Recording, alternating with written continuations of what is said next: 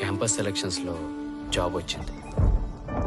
నాన్న కష్టపడింది చాలు, ఇక వాలంటరీ రిటైర్మెంట్ తీసుకోమన్నాడు. అమ్మ కోసం కొంచెం పెద్ద ఇల్లు తీసుకోవాలి. చెల్లిని తనకిష్టమైన మెడిసిన్ చదివించాలి. శేఖర్కి ఇలాంటి కలలు ఎన్నో ఉండేవి. కానీ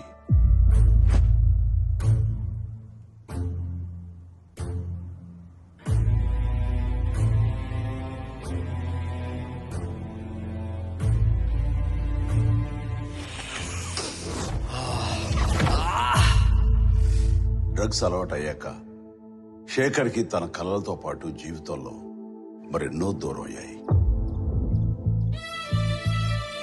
అమ్మా, స్టోర్కి వెళ్ళొస్తానమ్మా. ఇలా ఒక్క శేఖరే కాదు, ఎందరో యువత యువకులు ఈ డ్రగ్స్ గా ఆకర్షితులై తమ జీవితాల్ని నాశనం చేసుకుంటారు. మీకు తెలిసి ఎవరైనా ఈ డ్రగ్స్ అమ్మటం గాని, కొనటం గాని, వినియోగించడం గాని చేస్తున్నట్లయితే ఆ సమాచారాన్ని వెంటనే తెలంగాణ యాంటీ నార్కోటిక్స్ బ్యూరోకి తెలియచేయండి. మీరు చేయాల్సిన ఫోన్ నెంబర్ 87-126-71111. మీ వివరాలు గోప్యంగా ఉంచబడతాయి.